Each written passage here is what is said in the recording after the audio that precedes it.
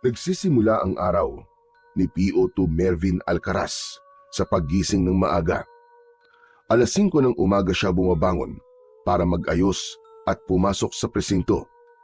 Naliligo siya ng mabilis, nagsusuot ng uniforme at dumaraan sa maliit na karinderya para doon na mag-almusal.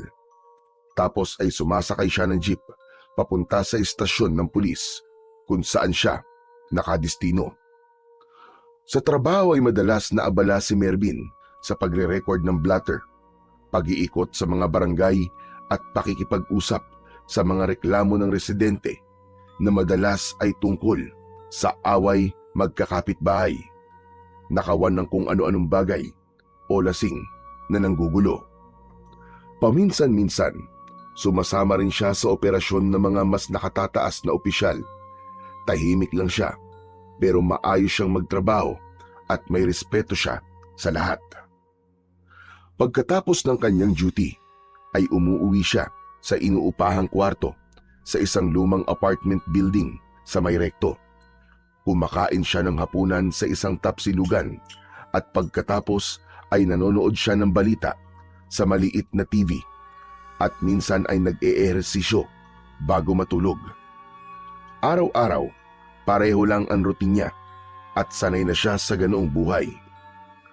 Pagkatapos ng isang mahabang araw sa presinto, ay pagod na bumaba si Mervin mula sa jeep at naglakad na siya papunta sa kanyang apartment.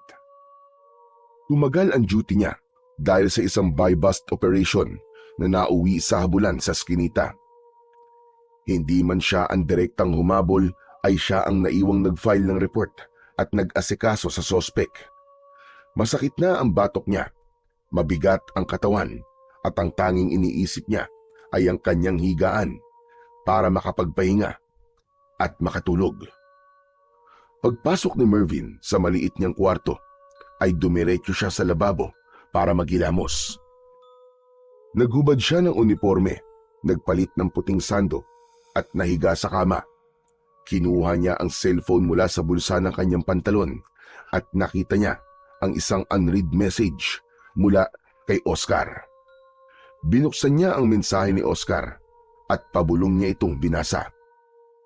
"Pare, tawagan mo ako kapag may libre kang oras. May importante akong sasabihin sa'yo."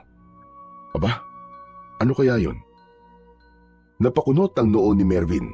Hindi niya alam, ngunit bahagya siyang nakaramdam ng kaba sa mensaheng yon ng kanyang kaibigan.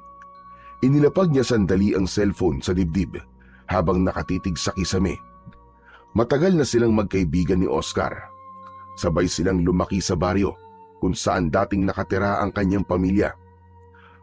Kahit lumipat na siya sa Maynila para maging pulis, ay hindi nagbago ang closeness nila ng kanyang kaibigan.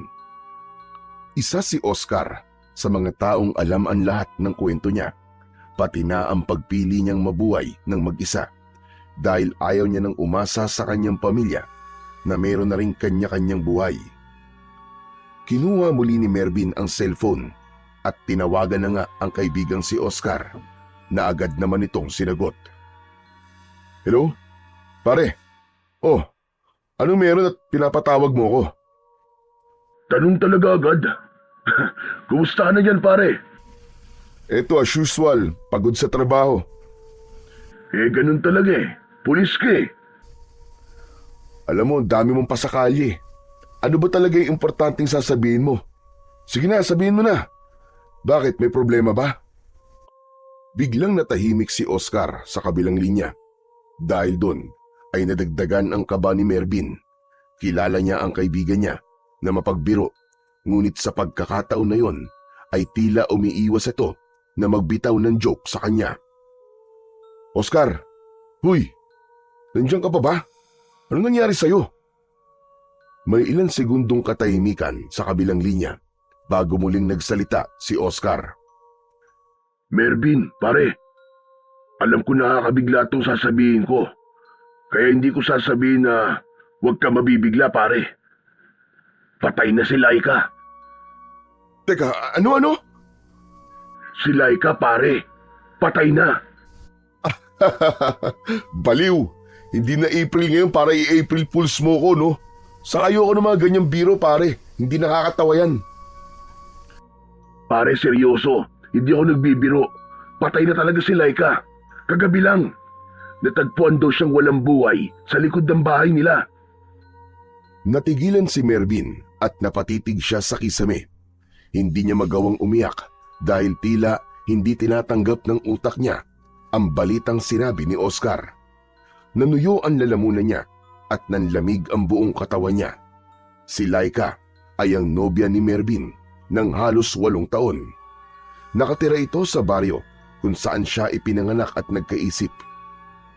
Ito ang unang babaeng naging nobya niya at high school nang maging magkasintahan silang dalawa.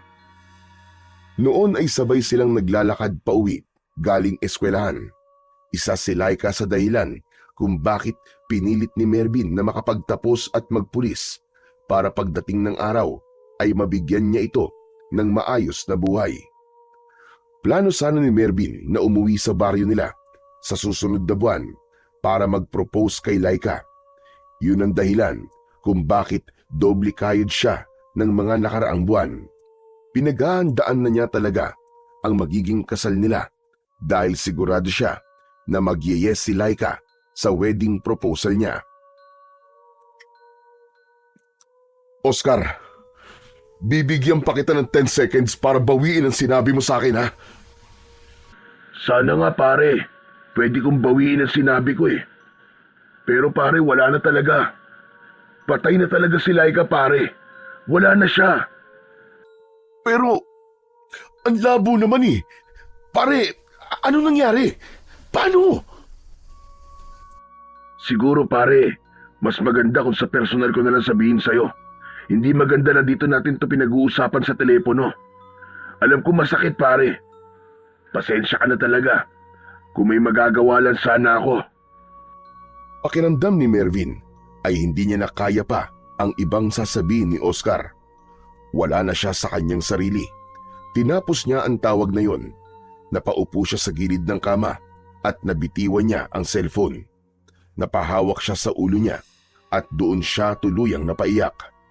Hindi siya humahagulgol pero paulit-ulit lang siyang lumuluha. Tumiim ang bagang niya habang pinipigilan ang pag-iyak. Ramdam niya na malaking bahagi ng buhay niya ang nawala ng sandaling yon. Hindi gaanong nakatulog si Mervin ng gabing yon.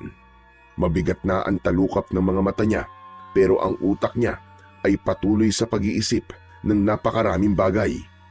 Hindi siya makapaniwala na hindi na niya magagawa ang mga plano at pangarap nila ni Laika. Pagsapit ng umaga ay bumangon na si Mervin. Mabilis siyang naligo at nagbihis. Hindi na siya kumain ng almusal at bumiyahe na siya patungo sa presinto. Pagdating niya roon ay dumiretso siya sa opisina ng kanilang detachment commander para magpa-leave. Ipinaliwanag niya rito ang dahilan kung bakit kailangan niyang mag-leave ng matagal at naintindihan naman siya nito. Matapos yun ay bumalik si Mervin sa apartment niya at agad siyang nag-empake. Inilabas niya ang kanyang maleta na may katamtamang laki. Naglagay siya ng mga damit at ilang personal na gamit doon. Matapos yun ay nagsuot siya ng simpleng polo at maong. Hindi na siya nag-aksaya ng oras at nagpunta na siya sa bus station at sumakay siya ng bus pauwi sa kanilang probinsya. Sa tabi ng bintana siya naupo at nang makabayad na siya ng pamasahe ay pumikit muna siya dahil alam niya na magiging mahaba ang magiging biyahe niya. Nag-aagaw na ang liwanag at dilim nang makarating si Mervin sa baryo kung saan siya isinilang. Samot-saring alaala ang bumalik sa kanya habang naglalakad. Hindi na siya dumiretso sa dati nilang bahay dahil wala na rin naman siyang babalikan doon. Matagal na yung naibenta nung lumipat na ang kanyang pamilya sa syudad. Wala siyang ibang maisip puntahan kundi ang bahay ng kaibigan niyang si Oscar. Makalipas ang ilang minuto ay narating na ni Mervin ang harapan ng bahay ni Oscar. Halos wala yung pinagbago. Malawak pa rin ang bakuran at naroon pa rin ang mga puno ng mangga na noon ay inaakyat nila kapag hitik yun sa bunga. Lumabas si Oscar sa bahay at nagulat ito nang makita si Mervin. Agad din itong napangiti at lumapit sa kanya. Oh, ang unexpected naman ito pare. Bakit naman hindi ka nagsabi na uuwi ka rito? Sinabi mong patay si Laika, di ba? Malamang uuwi ako rito. Pambihira talaga tong taong to. Oh. Ay, hehe, sa bagay, may point ka. Pero akala ko kasi sa mga susunod na araw ka pa makakapunta rito. Talagang inisikaso ko kagad ang leave ko, pare. Oo nga pala, pare. Baka pwedeng makituloy muna ako dito. Alam mo namang wala na kaming bahay dito eh. Ano ka ba? Hindi mo na kailangan magsabi, no? Welcome na welcome ka dito sa bahay ko. Anytime. Saka maganda nga yun eh. Para may kasama na ako rito. Maraming salamat, pare. O tara, sa loob na tayo magkwentuhan. Saka para makapagpahinga ka na rin muna. Alam ko na napagod ka sa biyahe. Kinuha ni Oscar ang maleta ni Mervin at nauna na itong pumasok sa loob ng bahay. Agad namang sumunod si Mervin dito. Malungkot siya dahil hindi bakasyon ang dahilan kung bakit siya umuwi sa baryo nila, kundi dahil namatay ang babaeng inakala niya na makakasama niya hanggang sa pagtanda. Pagpasok sa loob ay umupo si Mervin sa sopa, habang si Oscar naman ay dinulutan siya ng isang baso ng malamig na tubig. Umupo ito sa tabi niya at mataman siyang tinignan. Oscar, ano ba talaga nangyari kay Laika? Baka pwedeng sabihin mo na sa akin ngayon. Sigurado ka bang ready ka nang marinig ngayon, pare? Malalaman ko rin naman yan eh, kaya sabihin mo na. Hindi agad sumagot si Oscar. Tila nag-iipon muna ito ng lakas ng loob na sabihin kay Mervin ang dapat nitong malaman. Pare, pinatay siya. Natagpuan sa gubat ang katawan niya. Ha? Sinong pumatay sa kanya, pare? Hindi sino, pare. Ano? Teka. Anong ibig mo sabihin? Pare, may hinala ang mga tao rito na hindi raw tao ang pumatay kay Laika, pare. Ang sabi nila, aswang daw ang pumatay sa girlfriend mo. Napakunot ang noo ni Mervin. Napailing siya at bahagyang natawa. Ang labo naman, pare. Aswang! Pare, hindi totoo mga aswang. Kung pinatay si Laika, sigurado ko na tao ang may gawa nun sa kanya. Pare, hindi din ako naniniwala dati. Pero nang makita ko ang bangkay ni Laika, parang gusto ko nang maniwala na may aswang talaga na gumagala dito sa baryo natin. Bakit? Ano bang itsura ng katawan ni Laika nang makita nyo? Bakit nasasabi mong aswang ang pumatay sa kanya? Pasensya na, pare. Sa susunod ko na lamang sasabihin. Alam ko magiging sobrang sakit ito para sa iyo eh. Nang makita kasi namin ang bangkay ni Laika, pare, ay marami siyang kagat sa iba't ibang parte ng katawan niya na parang nilapa siya ng isang mabangis na hayop. Tapos, wakwak ang dibdib niya, pare. May laslas din siya sa magkabilaan niyang pulso. Nagpatuloy sa pagsasalita si Oscar, pero tila wala nang naintindihan si Mervin sa iba pa nitong mga sinabi. Hindi niya kayang maisip ang kalunos-lunos na kamatayan na sinapit ng kanyang pinakamamahal na nobya. Nanginig ang buo niyang katawan at ang mga luha na kanina pa niya pinipigilan ay tuluyan ng kumawala mula sa kanyang mga mata. Umusog si Oscar palapit kay Mervin at tinapik niya ang likod nito. Hindi na ito nagsalita habang patuloy siya sa kanyang pagluha. Nang kumalma si Mervin, ay tahimik siyang pumasok sa bakanting kwarto na inihanda ni Oscar para sa kanya. Malinis ang kama, meron dong aparador at isang ventilador. May kalakihan din ang bintana, kaya mukhang presko ang silid. Itinabi ni Mervin pansamantala ang maleta sa gilid ng aparador at naupo siya sa gilid ng kama.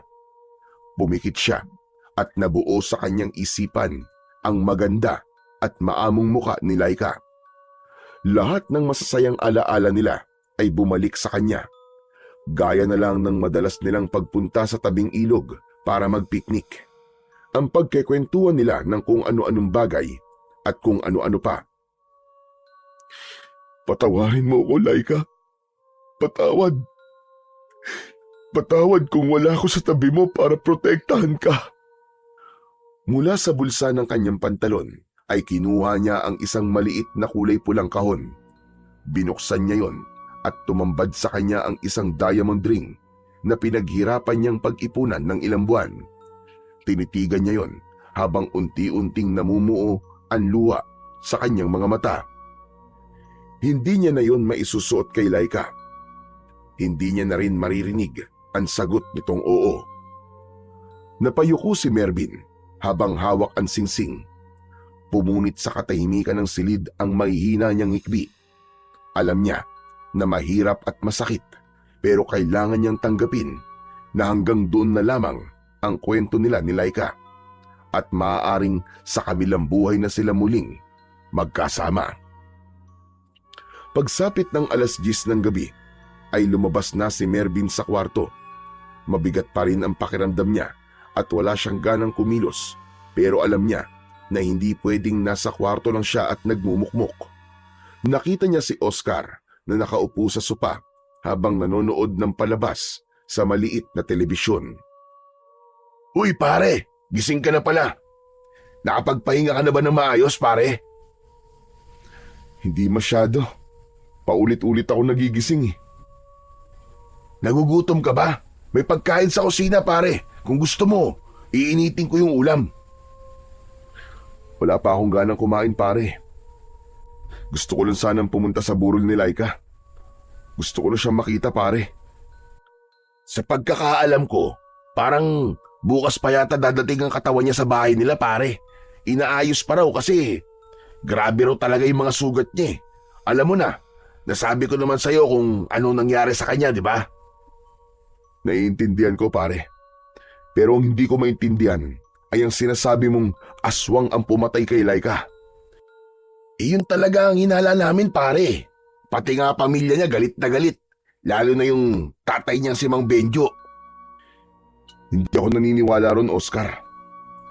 Isa akong pulis. Nasanay akong maghanap ng ebidensya at ng paliwanag sa bawat krimen na nangyayari. Hindi ako basta nalang tatanggap ng kwentong kababalaghan, pare. Napakamot si Oscar sa likod ng ulo at napabuntong hininga. Pare, alam kong mahirap talagang paniwalaan. Ako nga nun eh. Akala ko kwento-kwento lang din yung tungkol sa mga aswang-aswang na yan sa baryo natin. Tapos yun na nga, biglang nangyari yung kay Laika. Hindi ko talaga makakalimutan yung itsura ng katawan niya pare. Nakakaawa. Hindi talaga yung kayang gawin ng isang tao. Kahit sabihin na adik o kaya ay lasing. Ayoko munang maniwala pare. Kailangan ko ng matibay na ebidensya sa sinasabi mo na aswang ang pumatay kay Laika. Pero wala ka ba napansin kay Laika bago mangyari ang pagpatay sa kanya? May mga kakaiba ba sa kilos niya? Pare naman, ginagamit mo na ang pagkapulis mo sa akin eh. Parang iniimbestigahan mo na ako niyan eh. Sagutin mo na lang ang tanong ko pare. Napakunot ang noon ni Oscar at nag-isip ito ng ilang segundo bago sumagot. Meron pare. Mga 2 o 3 araw bago siya mamatay, ay parang balisa siya pare. Tahimik lang palagi at parang may iniisip. Tapos isang gabi, tinanong niya ako kung paano raw pumunta sa Maynila. Sabi ko nga bakit hindi niya sa'yo itanong kasi ikaw ang nasa Maynila? Malay ko ba sa pagpunta sa syudad? Hindi pa nga ako nakakaalis sa baryo natin, no? Hindi ba niya sinabi pare kung bakit niya gustong pumunta sa Maynila? Hindi. Siguro. Baka naman gusto lang niya makita ka. Hindi ba, matagal-tagal na rin yung huling beses na umuwi ka rito eh. Natahimik si Mervin at naglaro sa isip niya ang imahe ni Laika. Sa loob niya ay may pakiramdam siya na parang may mali sa pagkamatay ng kanyang nobya. Naramdaman niya ang pag-usbong sa puso niya ng pagnanais na alamin kung ano talaga ang nangyari. O paano pare? Mauna na ako matulog ha. Kapag nagutom ka, may pagkain sa kusina. Sige pare, maraming salamat. Humikab muna si Oscar at nagkamot ng tiyan bago pumasok sa kwarto nito. Naiwan si Mervin na nakaupo pa rin sa sopa. Tumayo siya at lumapit sa bintana. Hinawi niya ng bahagya ang kurtina at tumingin sa labas. Walang katao-tao sa daan. Noon ay hindi ganun ang lugar na yon. Kahit liblib ang baryo nila, kapag ganung oras ay may mga tao pa rin sa labas. Marami pa rin mga batang naglalaro. Paulit-ulit na bumalik sa isip ni Mervin ang mga sinabi ni Oscar. Ang itsura ng katawan ni Laika. Ang balak raw nitong pumunta ng Maynila at ang hinalang aswang ang may kagagawan sa pagpatay dito. Pero sa isang pulis na gaya niya, na sanay sa lohika at ebidensya, ay mahirap paniwalaan ang mga ganong kwento. Hindi nagtagal ay bumalik na si Mervin sa kwarto niya at humiga. Nais niyang matulog pero sadyang mailap pa rin ang antok sa kanya. Tumayo si Mervin at lumabas ng bahay. Huminga siya ng malalim habang niyayakap siya ng malamig na hangin. Tumingin siya sa kawalan at hindi niya namalayang tumulo na pala ang luwa sa kanyang pisngi. Pakiramdam niya ay panaginip lang ang lahat ng yon. Kung alam lang sana niya na mangyayari yon, ay umuwi na lang sana siya sa baryo nila at doon naghanap ng trabaho. Baka kung malapit lang siya kay Laika, ay hindi ito mapapatay sa isang karumal-dumal na paraan. Kinabukasan ng umaga, ay nasa hapagkainan si Mervin dahil hinihintay niya si Oscar na lumabas para bumili ng kanilang almusal. Nakatitig siya sa kawalan at laman pa rin ng isip niya si Laika. Makalipas ang ilang sandali, ay dumating na si Oscar. May dala itong 2 plastik na may lamang pansit at isang supot ng pandesal. Inilapag nito ang mga yon sa lamesa. Kumain na tayo, Mervin. Masarap yung pansit ni Aling Lita. Ay, oo nga pala pare. Narinig ko sa usapan sa labas na naiuwi na raw sa bahay nila ang katawan ni Laika. Pupunta na ako ron ngayon pare. Gusto ko na siya makita. Mabilis na tumayo si Mervin. Napatayo rin si Oscar at humarang sa daraanan niya. Sandali lang pare. Kumain na muna tayo. Pwede naman tayo magpunta ron pagkatapos natin mag-almusal eh. Gusto ko na siya makita pare. Ngayon na. Alam ko pare. Pero hindi ka pa kumakain simula kagabi. Pare, kailangan mo ng lakas. Maawa ka naman sa sarili mo. Natigilan si Mervin. Naramdaman niya ang pag-aalala ng kaibigan niyang si Oscar sa kanya. Kaya muli siyang bumalik sa pagkakaupo at sinimulang kumain kahit wala siyang ganang kumain. Matapos mag-almusal, ay kagad na naglakad sina Mervin at Oscar papunta sa bahay ni Laika. Tahimik lang sila pero hindi nagtagal ay hindi na nakatiis si Oscar na magtanong. Paring Mervin, sigurado ka ba talaga na gusto mo siyang makita? Handa ka na ba talaga, pare? Alam ko mas lalo ako masasaktan kapag nakita ko siya. Pero sigurado na ako pare. Kailangan kong makita si Laika. Pero alam mo, naisip ko na siguro kung nandito lang ako, hindi mangyayari yung kay Laika eh. Kahit paano, may kasalanan pa rin ako sa nangyari. Bilang boyfriend niya, ako dapat ang nagpoprotekta sa kanya. Ano ka ba, pare? Wala kang kasalanan sa nangyari kay Laika. Wala sa atin ang may kagustuhang mangyari yun sa kanya. Ang may kasalanan dito ay kung sino o ano ang pumatay sa kanya. Sandaling natahimik si Mervin. Binilisan niya ng bagya ang hakbang. Ngunit nang matanaw na niya ang bahay ni Laika, ay nakaramdam siya ng panghihina. Lalo na nang makita niya ang mga pinapasok na bulaklak sa loob ng bahay at ang tinatayong tolda sa harapan. Sa pagdating ni Mervin sa tapat ng bahay ni Laika, ay nakita nila ang mga taong abala sa pag-aayos para sa unang araw ng burol ni Laika. 2 palapag ang bahay ni Laika. Yun ang pinakamalaking bahay sa baryo nila dahil may kaya sa buhay ang pamilya nito. Maya-maya pa ay lumabas sa bahay ang tatay ni Laika na si Mang Benjo. Matangkad ito at matikas ang pangangatawan. Nagtama ang mga mata nito at ni Mervin. Hindi nagdalawang isip si Mervin na lumapit kay Mang Benjo. Tito Benjo, nakikiramay po ko. Salamat, Mervin. Salamat at dumating ka. Sigurado ako na gusto ni Laika na nandito ka. Nakikiramay din ako sa'yo. Tito, pwede ko na po ba siyang makita? Sige, pumasok na kayo. Nasa sala siya. Kanina lang namin naiuwi ang katawan niya mula sa puninarya. Napalunok na lamang si Mervin saka tumango. Pagpasok sa loob ng bahay ay nakita niya kagad ang kabaong ni Laika. Maraming bulaklak ang gilid nun at sa tabi ay naroon ang larawan ni Laika. Buhay na buhay ito sa larawan na yon. Natigilan si Mervin para bang hindi siya makagalaw at hindi niya magawang ihakbang ang kanyang mga paa. Tinapik siya ni Oscar sa balikat. Sige pare, kaya mo yan. Lapitan mo siya. Hihintayin na lang kita rito. Iniwan siya ni Oscar at naupo ito sa upuan na malapit sa pinto. Mabagal ang bawat takbang ni Mervin palapit sa kabaong. Nang makalapit na siya sa kabaong, ay sinilip niya doon si Laika at doon siya tuluyang nadurog. Payapa ang mukha ni Laika, ngunit kahit meron itong makeup, ay kita pa rin ang mga pasa at pilat sa mukha nito. Nakasuot ito ng puting bestida at maganda ang pagkakaayos ng buhok nito. Napahagulgol ng iyak si Mervin. Bumagsak siya sa gilid ng kabaong habang nakahawak sa gilid noon. Nilapitan siya ni Oscar at hinimas ang kanyang likod habang pilit siyang inaalo. Ngunit alam ni Mervin na walang kahit na anong salita o pagdamay ang makakabura sa katotohanang wala na si Laika. Wala na ang babaeng pinakamamahal niya.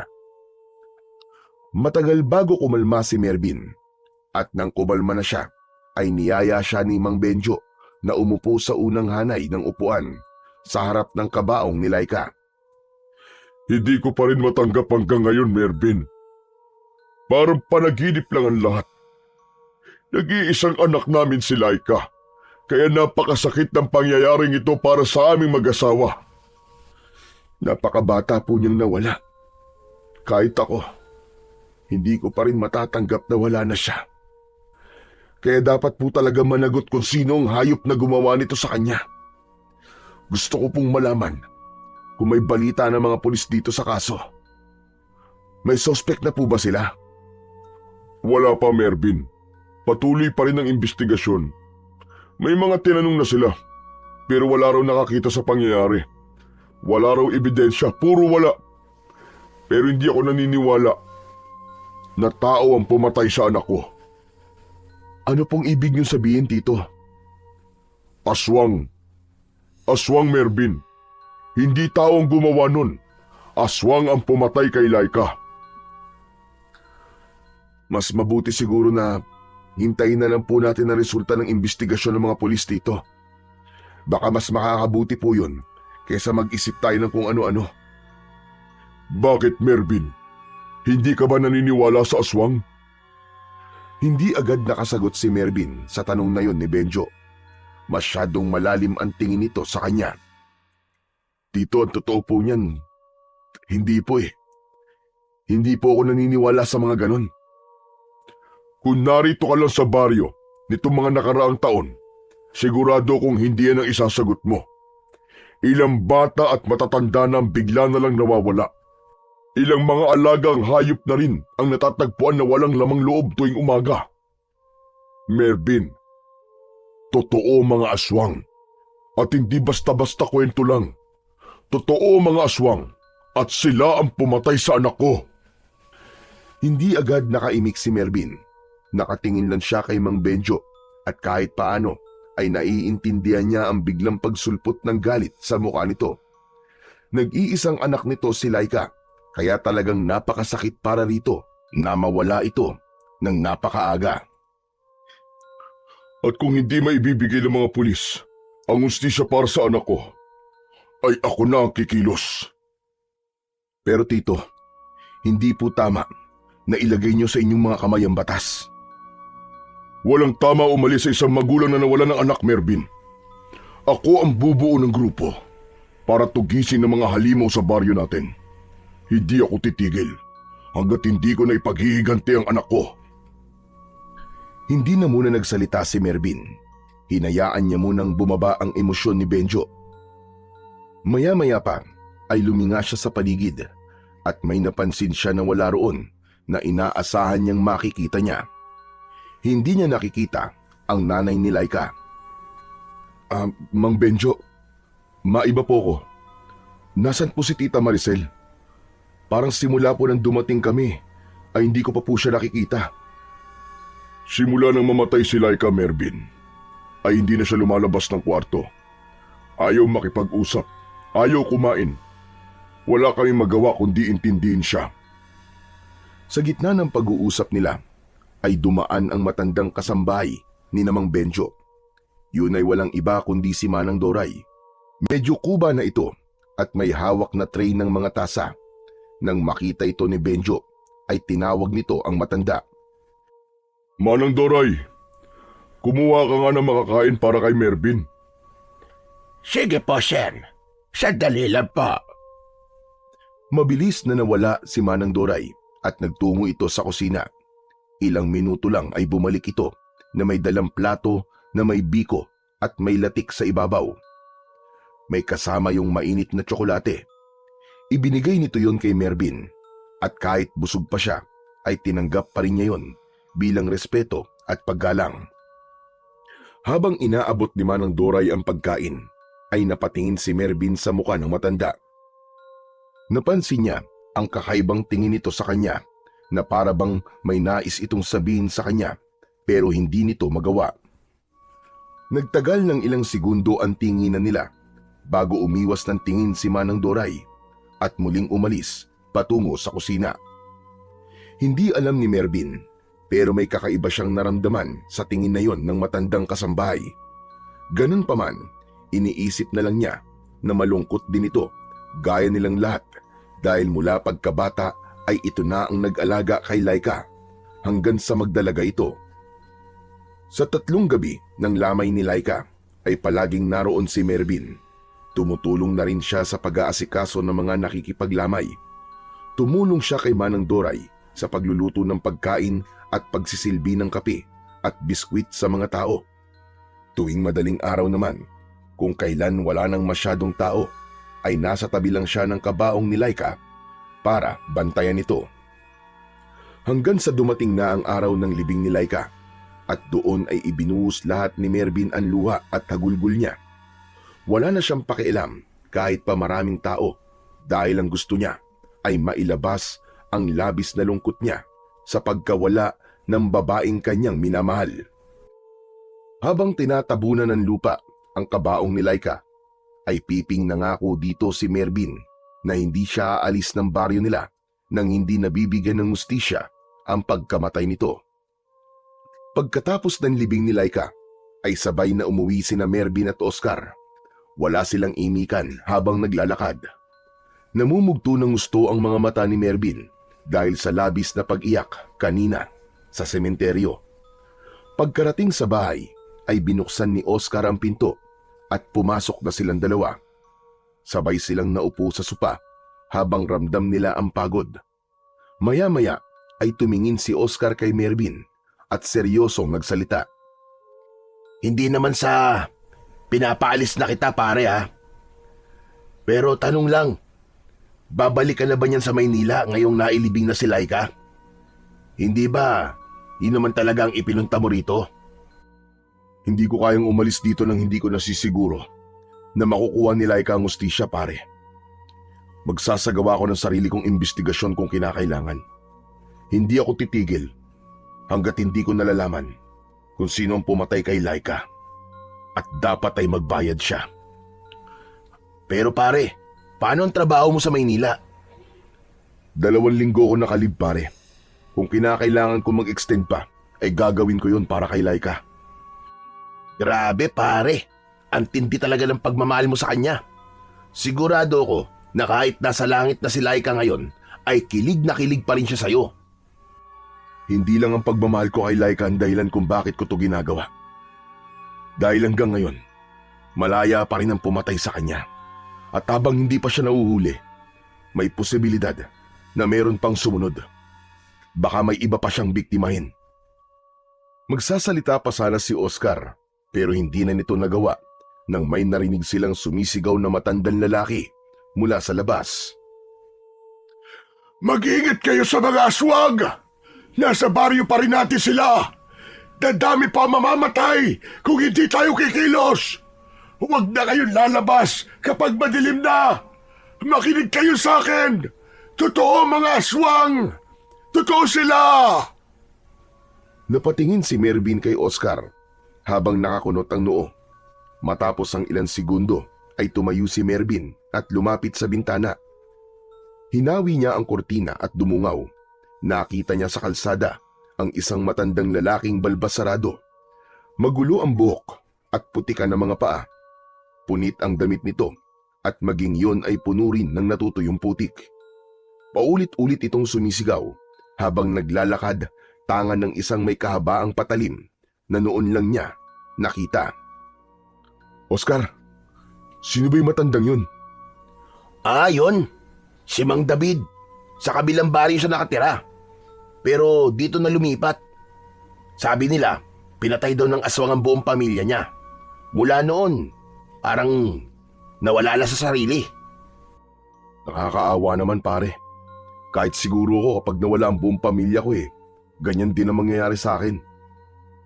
Pero alam mo, paring Mervin, may nagsasabi dito na parang nagbabaliw-baliwan lang daw yan si Mang David para hindi raw siya mapaghinalaan. Mapaghinalaan na ano? Kasi may hinala ang ibang tao rito na baka siya rin ang aswang. Baka raw siya rin mismo ang pumatay sa buong pamilya niya at nagkukunwari siyang baliw para hindi mapaghinalaan na aswang. Pero wala namang matibay na ebidensya, kaya hindi siya napapalis ng mga tao. Kaya ayan, pinabayaan na lang, kahit na minsan parang wala talaga siya sa wisyo. Aswang na naman? Kung aswang ako, bakit ko naman papatayin ang sarili kong pamilya, di ba? Ang mga tao talaga kung minsan, basta may masisi lang. Yun ay base lang sa mga naririnig ko pare . Hindi rin ako sigurado kung totoo o hindi. Habang pinagmamasdan ni Mervin si Mang David, ay napansin niyang may 3 batang lalaki na sumusunod sa matanda. May hawak ang mga yon ng mga bato at labis siyang nagulantang nang biglang pinagbababato ng mga bata si Mang David, kung saan-saan tinamaan ng matanda, habang ang mga bata naman ay tuwang-tuwa, lalo na nang mapalood sa lupa si Mang David. Hindi na nag-atubili pa si Mervin. Mabilis siyang lumabas ng bahay. Agad niyang nilapitan ang matanda at iniharang niya ang sarili niya rito. Matalim ang mga mata na tinignan niya ang 3 bata. Hoy! Ano ba kayo? Tama na yan! Kayo Mga salbahe kayo Umuwi na kayo! Nagulat ang mga bata sa sigaw ni Mervin. Binitiwan ng mga ito ang mga bato at saka mabilis na tumakbo palayo. Nilingon ni Mervin si Mang David. Yumukod siya at doon niya nakita na dumudugo ang noo nito. Bakas ang panghihina ng matanda habang nakatitig ito sa kanya na parabang nagpapasaklolo ito. Tahimik lang si Mervin, pero sa loob-loob niya ay may sumisigaw na awa para sa matanda. Kahit pa pinaghihinalaan itong aswang, ay hindi dapat ito sinasaktan, lalo na't wala namang patunay na meron itong ginagawang masama o labag sa batas. May sugat po kayo sa noo, Tatang. Kaya niyo po bang tumayo? Hindi sumagot si Mang David. Nagpumilit itong tumayo, pero nang mabubuwal ito, ay agad itong inalalayan ni Mervin. Hinawakan niya ang braso at likod ng matanda. Mang David, kailangan po nating gamutin ang sugat niyo kasi hindi po tumitigil ang pagdurugo Baka po ma-impeksyon yan. Sumama po kayo sa akin. Hindi pa rin umimik si Mang David. Iginiya ito ni Mervin papunta sa bahay ni Oscar. Ramdam niya ang pangihina ng matanda sa bawat paghakbang nito, kaya patuloy niya itong inaalalayan. Sa kabila ng mabahong amoy at lagkit ng balat ni Mang David, ay hindi ito binitiwan ni Mervin. Papasok na sana si Mervin sa bahay ni Oscar kasama si Mang David nang bigla silang sinalubong ni Oscar. Kita sa mukha nito ang pagkabigla at agad na hinarangan nito ang pintuan. Mervin, pre! Bakit kasama mo yan? Hindi pwedeng pumasok dito ang baliw na yan at baka kung ano pa ang gawin niya eh. Tignan mo nga at may dala pa siyang patalim. Hindi mo ba nakikita pare? May sugat siya at duguan. Kailangan niyang tulong. Ako na ang bahala sa kanya. Huwag ka na maraming sinasabi dyan. Napailing si Oscar at napatingin kay Mang David. Ay nako, sige na nga. Pero wag mo siyang papaupuin sa sopa ha. Ang baho-baho niyan eh. Hindi na kumibo si Mervin at ipinasok na niya si Mang David sa bahay. Pinaupo niya ito sa upuang kawayan malapit sa bintana. Oscar, pakuha naman ng alkolo, tsaka bulak, at kahit na anong gamot para sa sugat. Lilinisan ko muna ito bago ko lalagyan ng gamot. Napabuntong hininga si Oscar pero tumalima rin ito. Pumasok ito sa kwarto nito para kuhanin ang mga bagay na sinabi ni Mervin. Samantala, humarap si Mervin kay Mang David na bakas pa rin sa muka ang labis na panghihina. Ano po nararamdaman niyo, Mang David? Nahihilo ko at saka nanlalabo ang paningin ko. Huwag po kayo mag-alala, Tatang. Gagamutin ko po kayo. Ligtas po kayo rito. Hintayin lang po natin si Oscar. Dumating si Oscar na may dalang alkohol, bulak at ointment para sa sugat. Inilapag nito ang mga yon sa lamisita sa tabi ni Mervin at tumayo ito malapit sa pinto. Kinuha ni Mervin ang bulak at binasayo ng alkohol. Tatang, masasaktan po kayo ng konti rito ha. Pero kailangan ko po itong gawin para hindi po ma-impeksyon ang sugat nyo. Kaya-kaya ko yan. Marami na ako naranasang mas masakit pa sa sugat na yan. Biglang natigilan si Mervin. Napahinto ang kanyang kamay sa ere bago idampi ang bulak sa sugat. Parang may sumundot sa dibdib niya at tila naunawaan niya bigla ang sakit na pinagdaraanan ng matanda dahil parehas silang nawalan ng mahal sa buhay.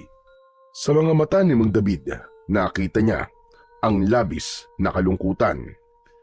Hindi na nagsalita si Mervin. Dahan-dahan niyang nilinis ang sugat ni Mang David. Habang idinadampi niya ang bulak na may alkohol sa sugat ng matanda, ay napangiwi ito at napapaaray kung minsan. Dahil doon ay hindi napigilan ni Mervin ang matawa ng bahagya. Akala ko po ba'y sabi niyo, kaya niyo po ang sakit, Mang David? Sinabi ko nga yun, pero hindi naman ibig sabihin na hindi na ako masasaktan. Napangiti si Mervin at nagpatuloy sa paglilinis ng sugat nito. Dinahan-dahan na niya at ginawa niya ang lahat para hindi na ito masyadong masaktan.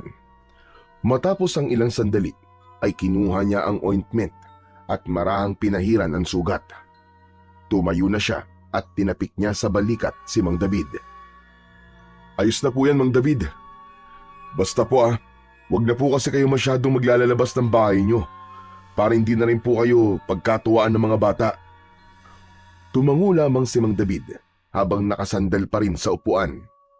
Napansin naman ni Mervin na nanginginig ang matanda at nahinuha niyang gutom na gutom ito.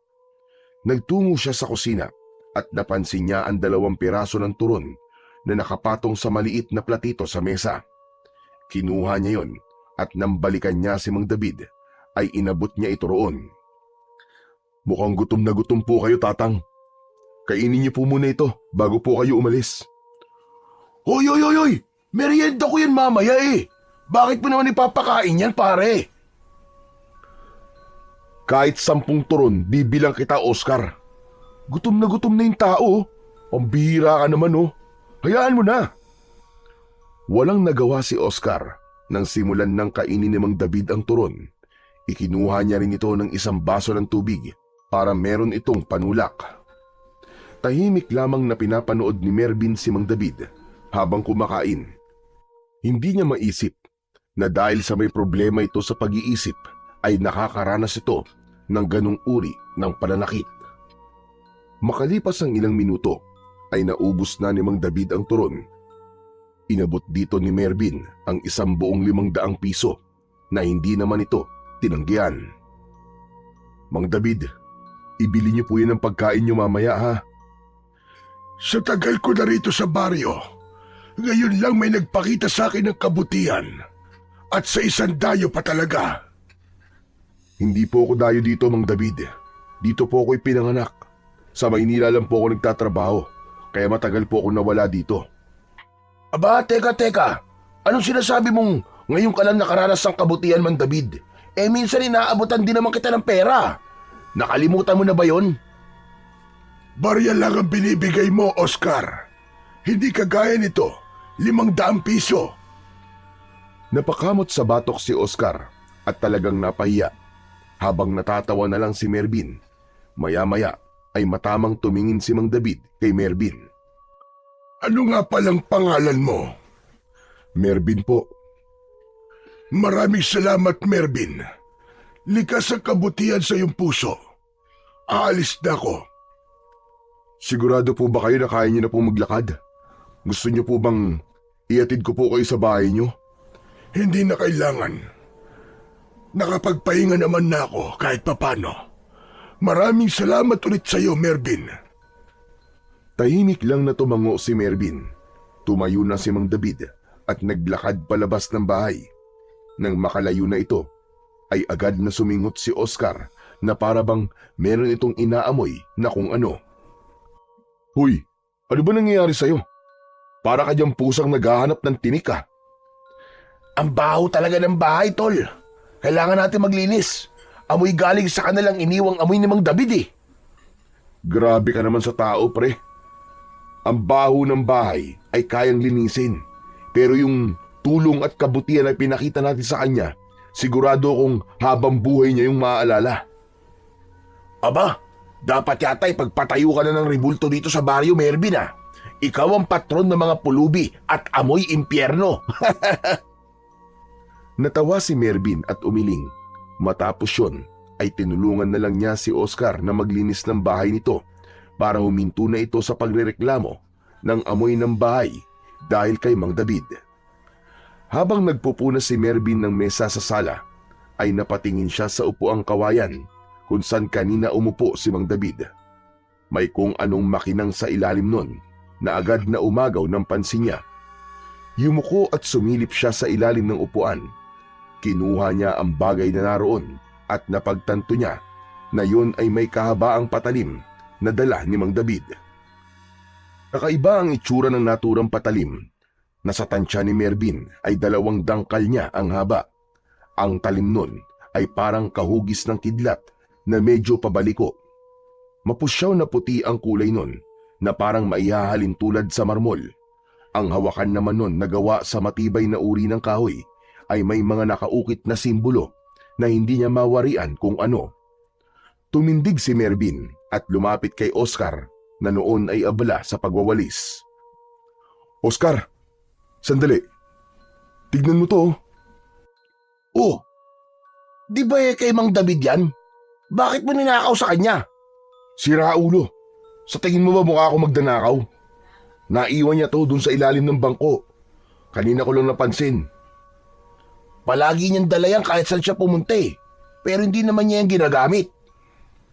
Ang mabuti pa siguro ay ibalik natin to sa kanya. Tara, samahan mo ako. Napailing si Oscar, sabay buntong hinga. Ay nako pare, ang layo ng bahay ni Mang David baka akala mo. Dun pa yon sa may tabing ilog. Ang sukal pa ng daan papunta dun. Saan nakakatamad pre? Babalik din yun dito para kunin yun kaya huwag ka na magpapagod na puntahan siya. Saglit na natigilan si Mervin. Tinignan niya muli ang patalim. May kung anong hindi niya maipaliwanag na pakiramdam habang hawak niya yon. Maingat niyang inilapag ang patalim sa ibabaw ng mesa at ibinalik na niya ang atensyon sa paglilinis. Manaka-naka ay hindi niya maiwasang muling sulyapan ang kakaibang patalim habang si Oscar ay patuloy na nagwawalis at nag-aayos. Ang isip ni Mervin ay abala pa rin sa iniwang bagay ni Mang David. Naging mahirap para kay Mervin ang mga sumunod na araw. Gabi-gabi siyang umiiyak ng tahimik sa kwarto niya habang hawak ang larawan ng namayapa niyang nobya. Hindi pa rin siya makapaniwala na wala na si Laika. Parang panaginip pa rin ang lahat at minsan ay iniisip niya na magigising na lang siya at buhay pa pala si Laika. Tuwing umaga ay palaging nagpupunta sa sementeryo si Mervin upang dalawin at dalhan ng bulaklak si Laika sa libingan nito. Umuupo siya sa tabi ng puntod nito at kinakausap niya ito na para bang nasa tabi niya lamang. Nakipag-ugnayan din siya sa mga pulis ng bayan pero wala pa ring malinaw na sospek ang mga ito sa pagkamatay ni Laika. Lalong lumalim ang kalungkutan ni Mervin dahil pakiramdam niya ay mahaba pa ang laban nila para makamit ang hustisya. Habang ang kakaibang patalim naman ni Mang David ay nanatili pa rin sa bahay ni Oscar dahil hindi na yon binalikan pa ng matanda. Isang gabi, hindi makatulog si Mervin. Ramdam niya ang maalinsangan na gabi. Nakatodo na ang electric fan pero init na init pa rin siya. Sa huli, minabuti niyang bumangon at lumabas ng bahay para magpahangin. Tahimik ang paligid sa labas ng bahay ni Oscar. Tanging huni ng mga kuliglig at malayong tahol ng mga aso ang bumabasag sa katahimikan ng gabi. Tumayo siya sa tapat ng bahay. Subalit maya-maya, sa gilid ng kanyang paningin ay may napansin siyang gumagalaw sa kalsada. Isang nilalang ang naglalakad ng mabagal. Dahil sa madilim ay hindi makita ni Mervin ang itsura ng naturang nilalang. Kumabog ng malakas ang dibdib ni Mervin habang sinusundan ng mata niya ang kilos ng nilalang.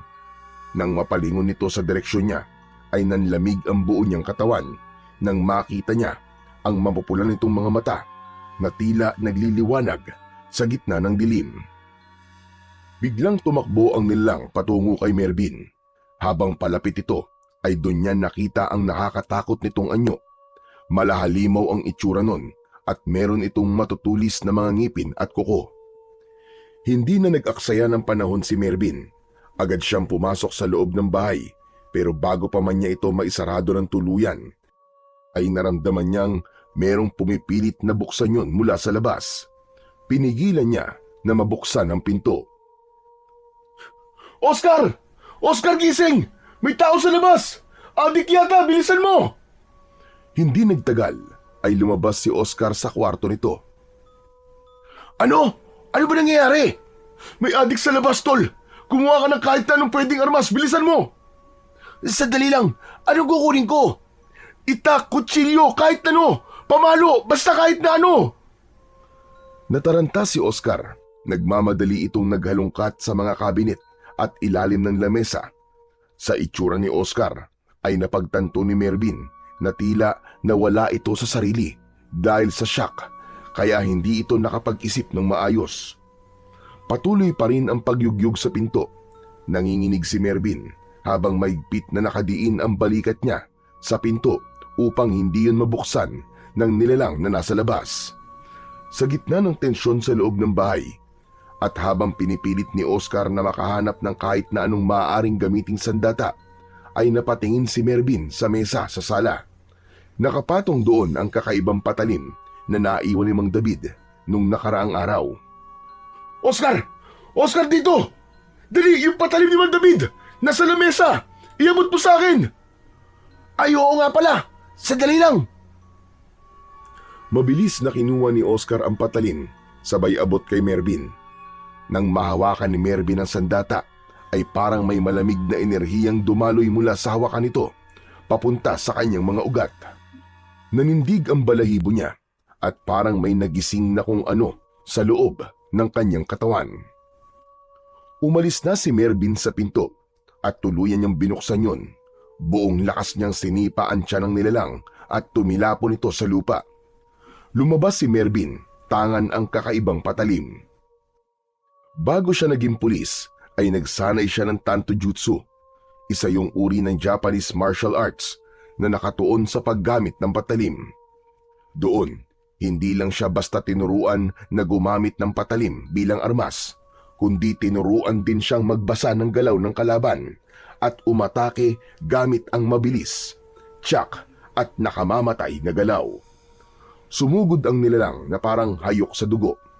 Mabilis na gumalaw si Mervin at iniwasan niya ang matutulis nitong mga kuko. Yumuko siya at ginamit niya ang patalim para saksakin ito sa braso. Bumaon ang patalim sa nilalang at malakas itong napasigaw na parabang isa itong mabangis na hayop. Mabilis na lumayo kay Mervin ang nilalang habang hawak ang dugo ang braso. Sa isang iglap ay tumalikod ito at mabilis na tumakbo papalayo. Naispasa na yung habulin ni Mervin pero naglaho na ito sa dilim at hindi niya na nalaman kung saan yon nagpunta. Nang masiguro ni Melvin na hindi na babalik ang nilalang, ay bumalik na siya sa loob ng bahay habang humihingal pa rin. Isinara na niya ang pinto. Nakita niya si Oscar na nakatayo sa may gitna ng sala. Nakanganga ito at nanlalaki ang mga mata.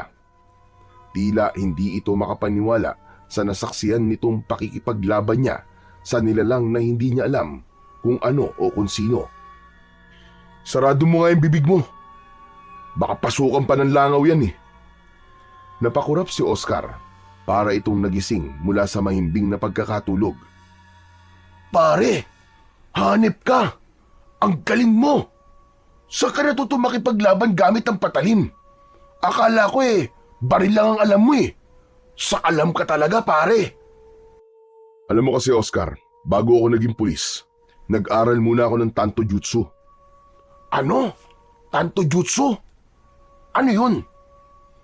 Martial arts yun sa Japan pare, na pakikipaglaban gamit ang patalim. Pero hindi ako sa Japan nag-aral.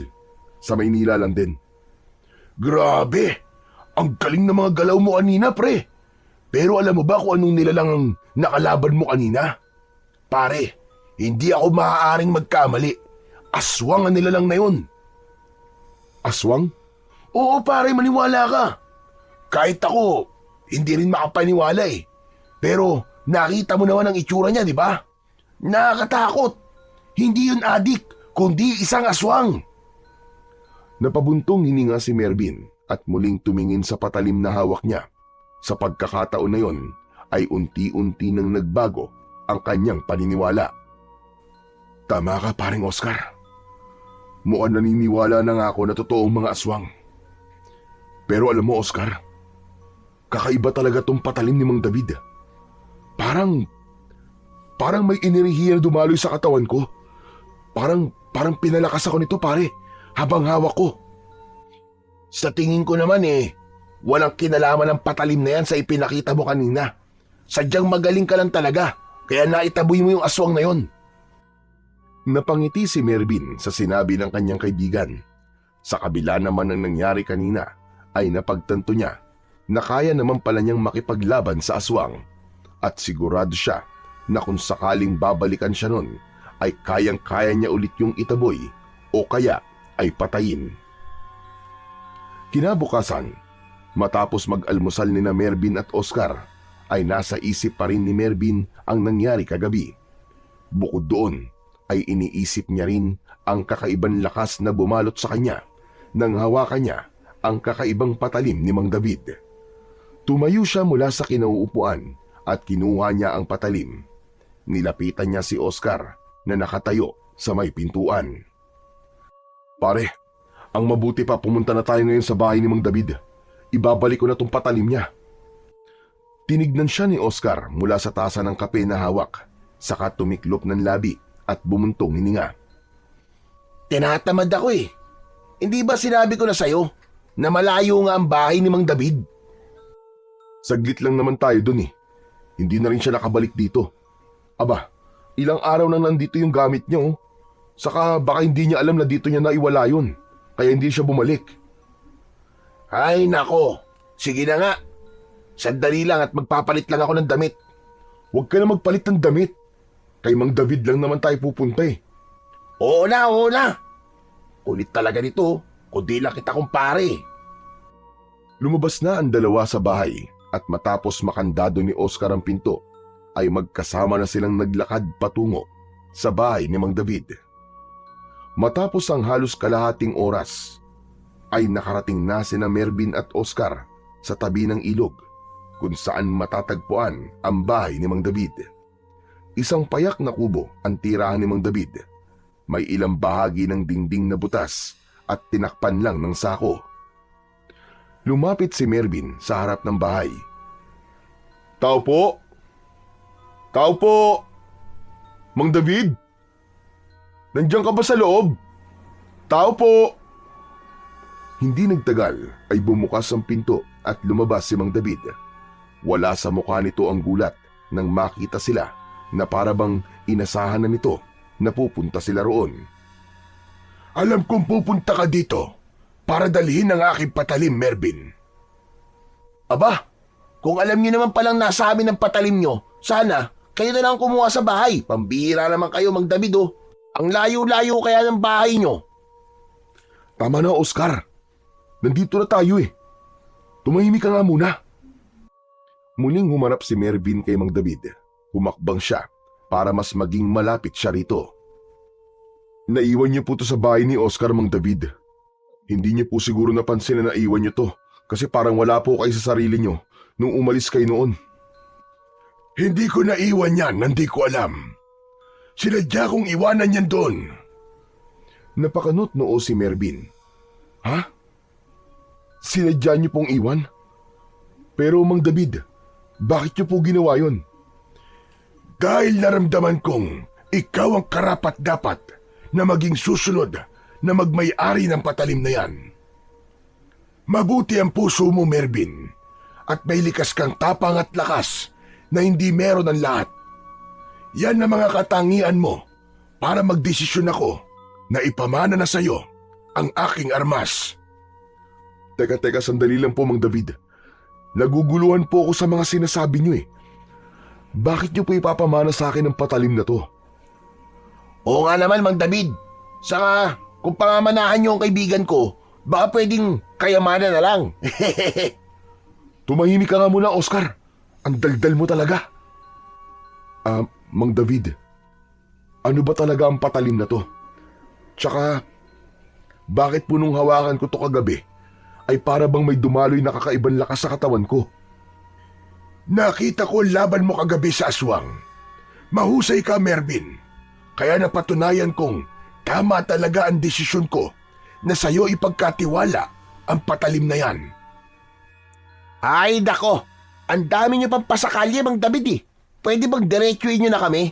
Ano ba talaga ang patalim na yan? Napabuntong hininga si Mang David at matama nitong tinignan si Mervin. Noon, ako ang gumagamit ng patalim na yan sa pakikipaglaban sa mga aswang.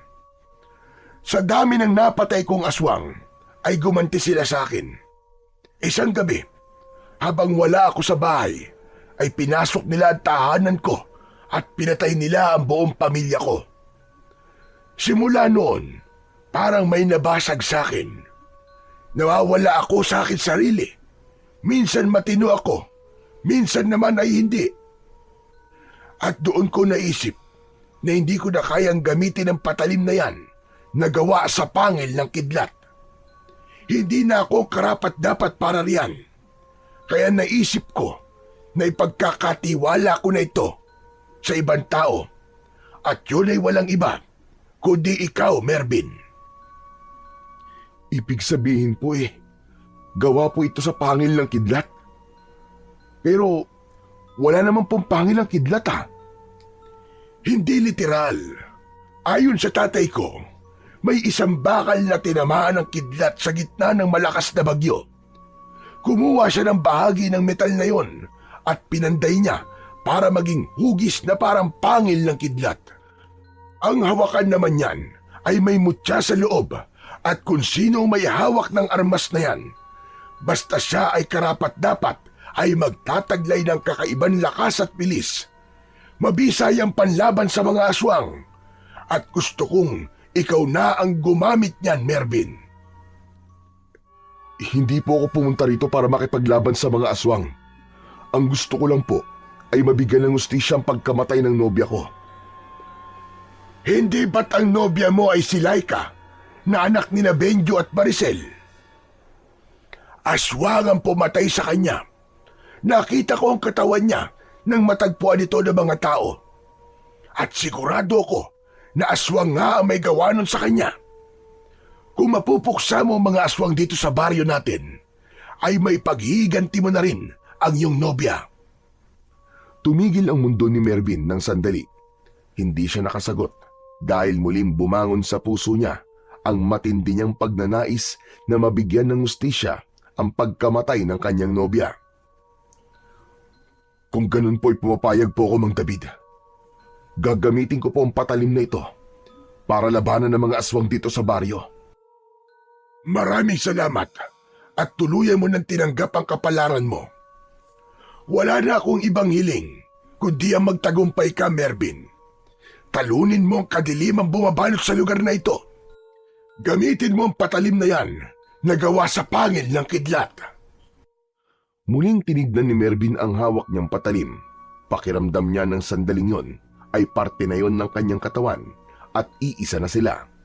Sa kanyang isipan ay naglaro ang imahe ng aswang at nangako siya sa kanyang sarili na sa susunod na makakaharap niya ito ay hindi niya na ito hahayaan na mabuhay pa. Mataas na ang sikat ng araw nang umalis sina Mervin at Oscar sa bahay ni Mang David. Habang tangan ni Mervin ang patalim na gawa sa pangil ng kidlat, ay paulit-ulit na umaalingaw-ngaw sa loob ng isip niya ang lahat ng mga sinabi sa kanya ni Mang David. Hindi siya makapaniwala na nasa kamay na niya ngayon ang isang bagay na maaaring maging daan para sa kanyang paghihiganti, para sa namayapa niyang kasintahan. Naputol ang pag-iisip ni Mervin nang biglang nagsalita si Oscar. Pare, sigurado ka ba talaga na makikipaglaban ka sa mga aswang dito sa baryo natin? Hindi lang ako makikipaglaban, pare. Papatayin ko pa sila. Tama yan, para may paghiganti mo na rin si Laika. Hindi lang to para kay Laika. Para rin to sa mga tao sa baryong ito. Saka para sa mga taong naunang naging biktima ng mga aswang na yon. Dapat ay matapos ng pag-asik nila ng takot at kamatayan dito, pare. Alam mo, par, talagang humahanga ako sa iyo eh. Hindi na talaga mapipigilan ang tapang mo. Pero alam mo ba kung ano ang hindi ko mapipigilan? Ano, pare? Itong tiyan ko. Kanina pa kasi ito kumukulo eh. Kailangan ko na talagang gumamit ng banyo. Baka sumabog na to at dito pa ako magkalat. Walang iya ka. Kaya pala kanina pa mabaho eh. Nagtataka ako, wala naman tayong nadaan ng imbornal. Sige na. Mauna ka na sa bahay. At dadaan muna ako kina Laika. O sige pare, see you na lang sa bahay ah. Aray, ano ba itong tiyan ko? Nakadungaw na. Matapos yung sabihin ni Oscar, ay nagmamadali na itong tumakbo, palayo, habang hawak ang tiyan. Habang si Mervin naman ay naglakad papunta sa direksyon ng bahay ni Laika. Makalipas ang ilang minutong paglalakad, ay narating na ni Mervin ang harapan ng bahay ni Laika. Agad niyang nakita si Manang Doray na nagwawalis ng mga tuyong dahon sa harapan ng bahay. Nang umangat ang mukha ng matandang kasambahay, ay nagulat ito nang makita siya. Itinigil nito ang ginagawa at nagmamadaling lumapit sa kanya. Mervin, ikaw pala yan. Bakit ka nandito? Nandyan po ba si Tita Maricel at Tito Benjo? Gusto ko lang po sanang makipagkwentuhan sa kanila. Tumango si Manang Doray pero may bakas ng pag-aalala sa mukha nito. Nandito ka sila. Pero Mervin, may gusto ko sabihin sa'yo. May importanteng bagay ka dapat malaman. Ano po yun, Manang Doray? Bago pa man makasagot si Manang Doray, ay biglang bumukas ang pinto ng bahay. Lumabas mula roon si Benjo at tumayo ito sa may pintuan habang nakatingin ng matalim kina Mervin. Manang Doray, bumalik ka na sa ginagawa mo. Ay, magandang umaga po, Tito Benjo. Pero hindi siya pinansin ni Benjo. Tila wala itong narinig. Bagkus ay muli itong sumigaw kay Manang Doray. Narinig mo naman ako, di ba, Manang Doray? Bumalik ka na sa ginagawa mo. Pagkatapos nun ay pumasok na ulit si Benjo sa bahay at isinara ang pinto. Napakamot sa batok si Mervin at napatingin sa matandang kasambahay. Parang hindi yata magandang mood ni Tito Benjo ngayon ah. Babalik na lang po ako sa ibang araw. Pero Manang Doray, ano nga po pala yung sasabihin niyo po sa akin na importante? Hindi ko pala pwedeng sabihin sa iyo dito. Pero tungkol po ba saan ang sasabihin niyo? Mamayang gabi, mga bandang 12:00, magkita tayo sa may bukana ng gubat. Doon ko sasabihin sa iyo mga dapat mong malaman. Sa gubat? Ano po ba ito, Manang Doray? Kinakabahan naman po yata ako sa inyo. May kinalaman po ba ito kay Laika?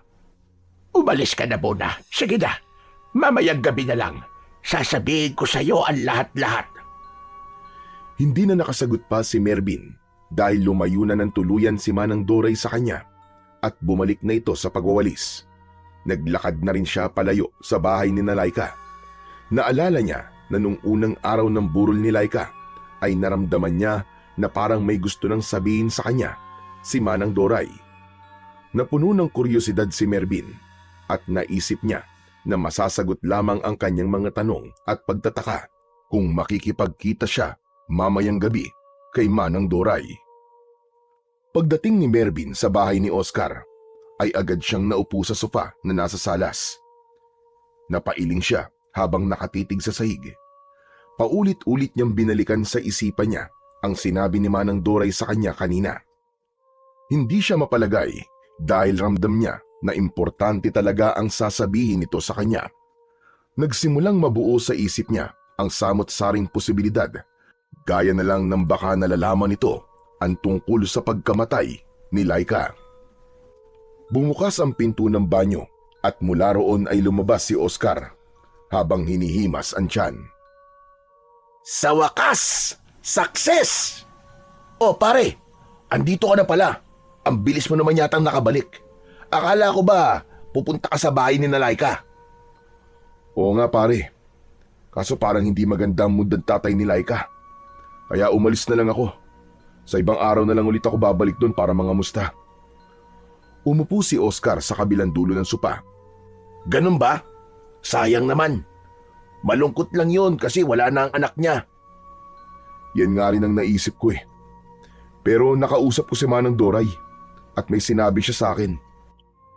Gusto raw niya ako makausap mamayang gabi. Ang sabi niya ay may importante daw siyang sasabihin. Baka naman, magtatapat ng pag-ibig sa si Manang Doray. Ikaw talaga puro ka namang kalokohan, Oscar eh. Napailing si Mervin at bahagyang natawa pero mabilis ding nawala ang ngiti. Sumandal siya sa sopa habang nakatitig sa kawalan. Nung unang araw pa lang ng lamay ni Laika, naramdaman ko nang may gusto siyang sabihin sa akin pare. Para bang may bumabagabag sa kanya. Kaya lang parang hindi niya masabi sa akin kasi may ibang tao noon. Tapos kanina, sasabihin na dapat niya pero biglang dumating naman si Tito Benjo. Ano ba kasi yung sasabihin niya sa'yo? Parang napaka-confidential naman yata niyan para kausapin ka niya ng kayong dalawa lang. Hindi ko pa alam pare. Pero mamayang gabi malalaman ko na. Kung gusto mo, samahan na lang kita mamaya eh. Wag na pare. Ako na lang muna. Wala naman akong dapat ikabahala eh. Si Manang Doray lang naman yun. Tumango si Oscar, bagamat halata ang konting pag-aalala sa mukha nito. O sige, basta pare mag-iingat ka ha. Hindi na sumagot si Mervin. Tumango lang siya at muling napatingin sa kawalan. Tahimik ang paligid pero maingay ang loob niya. Habang papalapit ang gabi, lalo ring tumitindi ang pakiramdam niyang may isang bagay siyang malalaman na magpapabago ng buhay sa pagkikita nila ni Manang Doray mamayang gabi. Kinagabihan, ilang minuto bago sumapit ang 11:00 ay naghanda na si Mervin sa pakikipagkita kay Manang Doray. Nagsuot siya ng jacket dahil malamig ang gabing yon. Lumapit siya kay Oscar na nasa sala habang umiinom ng kape. Pare, Alis na ako ha. Baka hinihintay na ako ni Manang Doray eh. Baka kanina pa siya nandun. Ewan ko pare pero parang kinakabahan ako sa gagawin mong yan eh. Ano ka ba naman? Huwag kang paranoid. Si Manang Doray lang naman ang kikitain ko eh. Kilala naman natin yun, di ba? Malapit siya kay Laika. Mabait yun. Saan ba kayo magkikita? Para alam ko kung saan ka pupuntahan kung sakali. Doon sa bukana ng gubat. Doon daw niya gusto makipag-usap sa akin eh. O sige pare, ganito na lang Kapag lumipas ang 1 oras at hindi ka pa rin bumabalik, ay susundan na kita ron, okay? O sige, ayos lang. Mas mabuti na nga siguro yung nasa isip mo. Matapos yun ay nagdesisyon na si Mervin na umalis. Papunta na sana siya sa pintuan nang makita niya ang patalim na ibinigay sa kanya ni Mang David.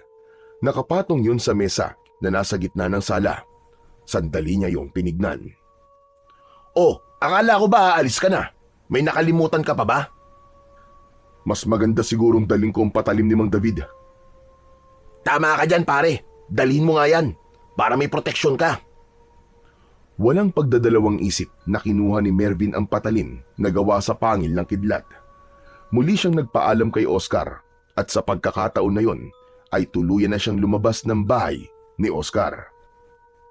Habang naglalakad si Mervin sa gitna ng kadiliman ng gabi, ay may kakaiba siyang naramdaman. Parang may mga matang nakamasid sa kanya mula sa kung saan. Nagtataasan ang balahibo niya sa braso at kakaiba ang kilabot na bumabalot sa kanya.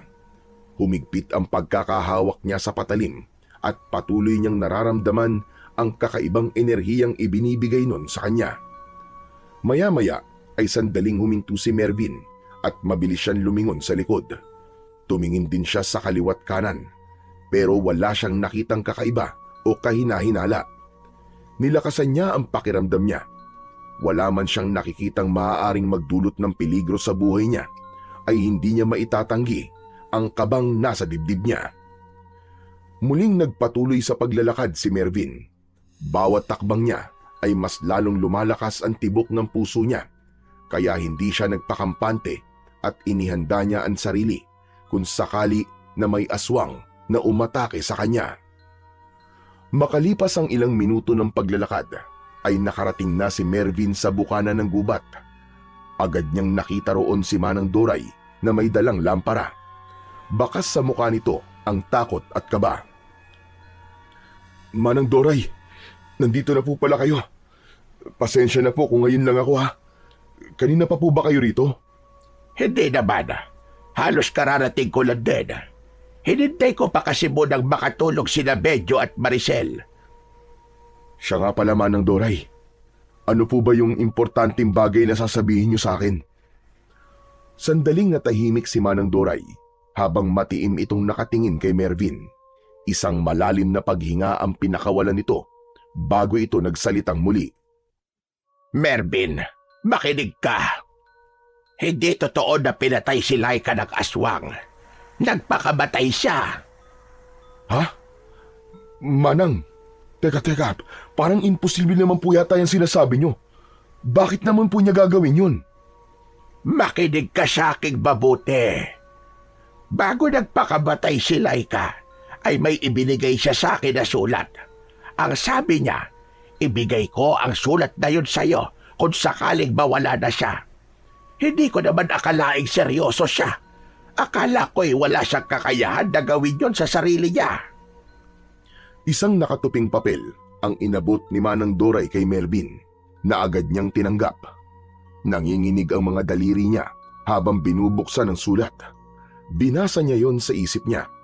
Nakalagay sa sulat na humihingi si Laika ng tawad sa kanya dahil pinili nitong wakasan ang buhay nito.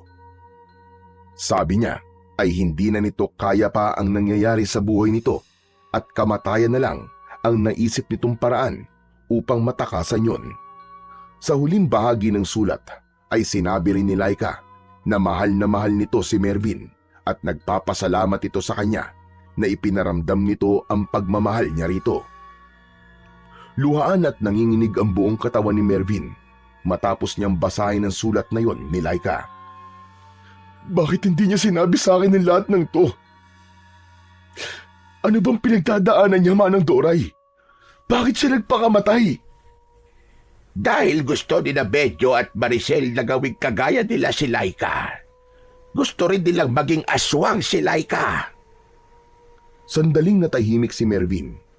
Tila umurong ang luha niya sa sinabing yun ni Manang Doray. Kumunot ang noo niya dahil sa labis na pagtataka. Ano, Manang Doray? Ang ibig niyong sabihin aswang ang mga magulang ni Laika? Teka. Hindi ko maintindihan, Manang Doray. Hindi nila totoong anak si Laika, Mervin. Inampon lang nila si Laika dahil hindi nila kayang makabuo ng sarili nilang anak. Inampon nila si Laika kasi gusto nilang may pagpasahan ng pagiging aswang nila. At nang malaman ni Laika yon, ay hindi siya pumayag. Pero wala naman siyang magagawa dahil malaki ang utang na loob niya kina Bedyo at Maricel. Sa pagkakataon na yon, ay unti-unti nang naunawaan ni Mervin ang lahat. Kaya pala siya nagpakamatay dahil ayaw niyang maging aswang. Pero kung totoong nagpakamatay si Laika, ay bakit parang nilapa na mabangis na hayop ang katawan niya? Ang sabi pa ng mga tao ay aswang daw ang pumatay kay Laika base sa itsura ng katawan niya nang makita nila to. Sina Bedyo at Maricel ang gumawa nun sa katawan ni Laika. Nagmatagpuan nila ang katawan ni Laika sa kwarto na wala ng buhay, ay nataranta sila. Natakot silang malaman ng mga tao na nagpakamatay si Laika. Alam mong malaking kahihiyan yon sa kanila at baka ungkatin pa ng mga pulis kung bakit nagpatiwakal ang anak nila. Kapag nangyari yon, ay malalaman ng lahat na sila ang aswang sa baryo na ito. Kaya nag-anyong aswang sina Bedyo at Maricel at pinalabas nila na aswang ang pumatay kay Laika. Mga hayop sila.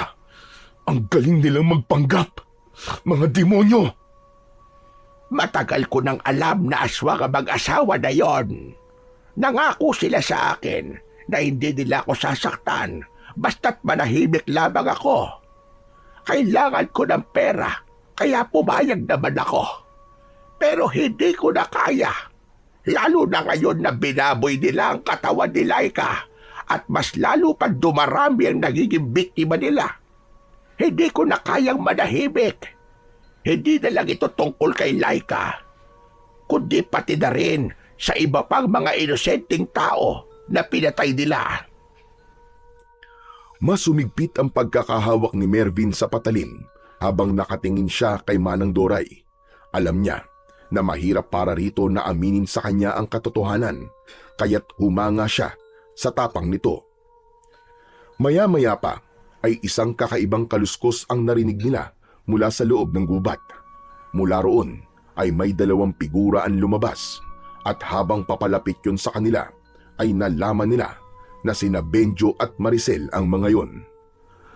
Maraan ng paglalakad ng dalawa. Walang emosyon ang mukha ng mga ito, ngunit nakakatakot ang paraan ng titig ng dalawa sa kanila. Huminto sina Bedyo at Maricel, ilan di pa ang layo kina Mervin at Manang Doray. Agad na iniharang ni Mervin ang sarili niya sa harap ni Manang Doray at sinalubong niya ang tingin ng mag-asawa. Dapat pala ay noon pa kita pinutulan ng dila, Doray. Masyado ka madaldal. Hindi ka marunong tumupad sa napag-usapan natin. Sa bagay, bakit nga ba kami nagtiwala sa'yo? Isa kang tao at ang mga tao ay hindi dapat pinagkakatiwalaan. Matagal ako nanahimik. Matagal ako nagtitiis. Pero tama na, Bedyo. Hindi na kaya ng konsensya ko mga ginagawa niyo sa baryo na ito. Panahon na para malaman ng lahat kung ano kayo. Sigurado ka bang malalaman ng lahat kung ano kami? Sa tingin ko ay hindi yun mangyayari dahil sisiguraduhin ko na mamamatay kayong dalawa ngayong gabi. Matapos yun ay sabay na nag-anyong aswang sina Bedyo at Maricel. Tinubuan ng mga ito ng makapal na itim na balahibo. Naging matutulis ang mga kuko at ngipin ng dalawa at naging malahalimaw ang muka ng mga ito. Malakas na sumigaw ang dalawa na parang mababangis na mga hayop. Hindi makapaniwala si Mervin sa nasasaksihan. Bumilis ang tibok ng puso niya pero mas pinili niyang maging kalmado. Alam niya na kung magpapadala siya sa takot ay baka magtagumpay sina Benjo at Maricel sa gustong mangyari ng mga ito. Naramdaman ni Mervin ang tumitinding tensyon sa paligid habang nasa harapan nila sina Benjo at Maricel na nagpakita na ng totoong anyo. Hanggang isang ideya ang naisip niya. Mabilis niyang kinuha kay Manang Doray ang lampara at inihagis niya yun sa may paanan ng dalawang aswang. Nabasag ang lampara at sumiklab ang malaking apoy na nagpaatras sa mga aswang. Manang Doray! Tumakas na kayo! Ako nang bahala dito! Mabilis na lumayo si Manang Doray at hindi na napansin ni Mervin kung saan ito nagpunta dahil sinamantala niya ang pagkakataon. Sumugod siya sa dalawang aswang habang hawak ang patalim na gawa sa pangil ng kidlat. Sumalubong kay Mervin si Maricel pero hindi siya nagpasindak. Nasugatan niya si Maricel sa braso. Nang makita niyang pasugod naman si Benjo ay umiwas siya at sinubukan niya itong saksakin sa tagiliran pero nakailag ito. Kinalmot siya ni Benjo at napasigaw siya nang bumaon ang matatalim nitong kuko sa kaliwa niyang pisngi. Lumayo muna si Mervin sa mga kalaban at matalim niyang tinignan ang mga ito. Masahol pa kayo sa hayop! Ni hindi nyo man lang iginalang ang katawan ni Laika! Dapat lang yun sa kanya. Kung pumayag lang sana siya na maging kagaya namin, ay buhay pa sana siya ngayon. Sa sagot na yon ay nagdilim lalo ang paningin ni Mervin. Mabilis siyang sumugod kay Benjo. Lumuhod siya at sumadsad ang tuhod niya sa madamong bahagi at buong puwersa niyang ibinaon ang patalim sa hita ni Benjo. Nang hugutin niya yon ay sumirit ang dugo ni Benjo. Ngunit sinunggaban siya ni Maricel sa likod at kinagat siya nito sa balikat. Malakas na napasigaw si Mervin dahil sa labis na sakit. Padiin ng padiin ang pagkakakagat ni Maricel sa kanya. Itinaas ni Mervin ang patalim at sinaksak niya yon kay Maricel na nasa likuran niya. Tumama yon sa ibabaw ng ulo nito at dere-derecho yung bumaon. Mabilis na hinugot ni Mervin ang patalim at naramdaman niya na kumawala na si Maricel sa pagkakakagat sa balikat niya. Mabilis na tumayo si Mervin at doon niya nakita ang walang buhay na katawan ni Maricel. Nakadilat ang mga mata nito na parabang nakatingin sa kanya. Isang galit na sigaw ang pinakawalan ni Benjo nang makita nito ang patay na katawan ng asawa. Lumapit ito sa asawa at niyakap ito. Maya-maya ay umangat ang mukha nito at matalim na tinignan si Mervin.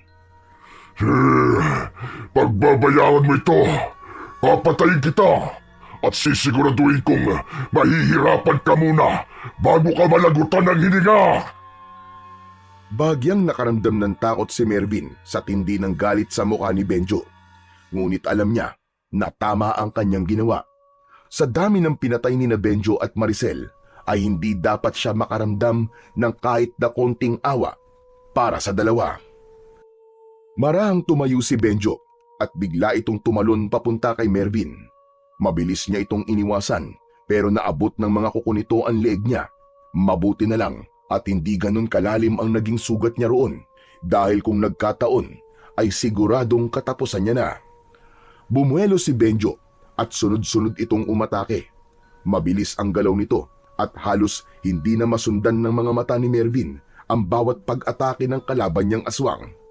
Naramdaman na lang niya ang malakas na pagsipa ni Benjo sa sikmura niya. Tumilapon siya at bumagsak ng pasadsad sa lupa. Gumulong siya ng ilang ulit bago tumama ang likod niya sa isang puno. Umubo si Mervin nang may kasamang dugo. Kahit medyo sugatan na siya, ay hindi pa rin niya binibitiwan ang patalim. Naglakad si Benjo at tumayo ito sa harapan niya habang nakangisi. Katapusan mo na, Mervin, pero huwag kang mag-alala dahil magkakasama na kayo ni Laika sa impyerno. Nagkakamali ka! Kayong mag-asawa magsasama sa impyerno! Biglang isinaksak ni Mervin ang patalim sa paa ng aswang. Siniguro niya na bumaon yun hanggang sa lupa upang hindi makaalis si Benjo sa kinatatayuan. Tumayo siya at paulit-ulit niyang pinaulanan ng malalakas na suntok ang mukha nito. Nang halos madurog na ang mukha ng aswang, ay doon na niya hinugot ang patalim at walang pagdadalawang isip na itinarak niya yon sa tapat ng puso ni Benjo. Nang hugutin ni Mervin ang patalim, ay napaatras si Benjo at hindi makapaniwalang nakatingin lang ito sa kanya. Isang malakas na sipa ang pinakawalan ni Mervin at tumama yon sa dibdib ni Benjo. Tuluyan ang bumagsak ang aswang sa tabi ng asawa nito. Ilang segundo lang ang lumipas ay tuluyan ng nawalan ng buhay ang aswang na si Benjo. Humihingal na tumingin si Mervin sa dalawang aswang na napatay niya. Kahit duguan at sugatan siya, ay masaya siya dahil alam niya na wala nang susunod na magiging biktima ang mag-asawang sina Benjo at Maricel. Matapos ang lahat, ay lumabas na si Manang Doray mula sa likod ng punong pinagtataguan nito. Bakas pa rin ang takot sa mukha ng matanda nang lumapit ito kay Mervin. Mervin, iho, hindi ko akalain na magagawa mo silang matalo. Napakagaling mo. Pero kailangan ka madala sa ospital. Ang dami mo sugat. Napaupo si Mervin sa damuhan habang hawak pa rin ang patalim. Tumingala siya kay Manang Doray at matipid na ngumiti. Manang Doray, salamat po sa inyo. Kung hindi niyo po sinabi ang totoo, baka hindi ko po nalaman kung sino talaga ang kalaban natin.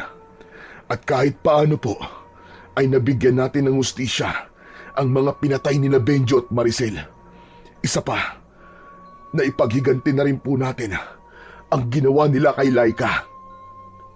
Nang sandaling yon ay nakita nila si Oscar na humahangos na dumarating. Humihingal itong huminto sa tabi ni Manang Doray at nagulat ito nang makita ang dalawang aswang na nakahandusay sa lupa.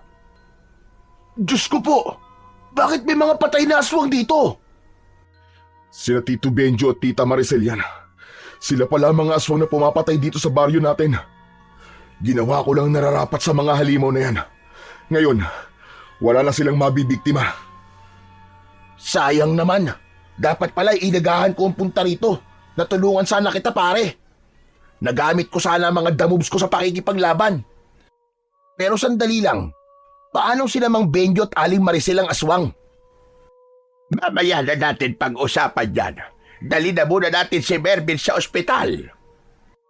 Tumayo si Oscar at agad itong lumapit kay Mervin. Inalalayan siya ni na Oscar at Manang Doray sa pagtayo hanggang sa paglakad palayo sa lugar na yon. Bagamat sugatan, ay masaya si Mervin dahil sa wakas ay makakapagpahinga na ang baryo nila mula sa takot sa mga aswang. Makalipas ang ilang araw ng pagpapagaling sa ospital, ay nakalabas na rin doon si Mervin. Pagbalik niya sa baryo, ay agad niyang pinuntahan si Mang David sa kubo nito upang magpasalamat. Salamat sa iyo, Mervin. Kung hindi ka dumating dito, malamang ay patuloy pa rin ang pag-aasik ng lagim ng mga aswang dito. Kaya lang, hindi pa rin ako makapaniwala na sina Benjo at Maricel pala ang mga aswang.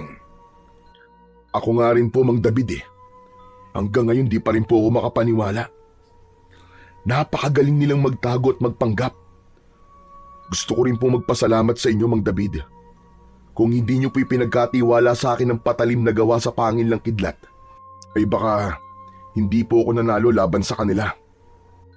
Hindi talaga ako nagkamali na ikaw ang pinagkatiwalaan ko. Simula ngayon, ikaw na ang bagong tagapangalaga ng patalim na yon. Alagaan mo ang sandatang yon dahil alam nating hindi pa rito nagtatapos ang lahat. Matapos yun ay nagpaalam na si Mervin kay Mang David at nagtungo naman siya sa sementeryo. Hawak niya ang isang bungkus ng puting rosas. Huminto siya sa harapan ng libingan ni Laika. Lumuhod siya at inilagay niya ang mga bulaklak sa tabi ng lapida nito. Laika, Sana masaya ka na kung saan ka man naroroon ngayon. Sana nahanap mo na ang kapayapaan na matagal mo nang hinahanap. At naniniwala ako na darating din ang panahon na magkikita at magkakasama tayong muli. Pero sa ngayon, tatanggapin ko na kailangan ko mabuhay nang wala ka na sa tabi ko. Makalipas ang ilang minuto ay nagpaalam na si Mervin kay Laika. Tumayo na siya at naglakad papalayo sa puntod ng kanyang nobya. Sa bawat takbang niya ay tila nababawasan ang bigat sa kanyang dibdib. Isang malalim na paghinga ang pinakawalan ni Mervin at matapos yun ay nakangiti siya ng malaki dahil alam niya na ginawa niya ang tama at ang nararapat. Matapos ang lahat ay nanumbalik na ang katahimikan sa baryo ni na Mervin. Sa paglipas ng mga araw ay unti-unting bumalik ang sigla ng mga tao, bagamat hindi pa rin lubos na matanggap ng ilan na ang mag-asawang Benjo at Maricel pala ang tunay na salot sa kanilang pamayanan.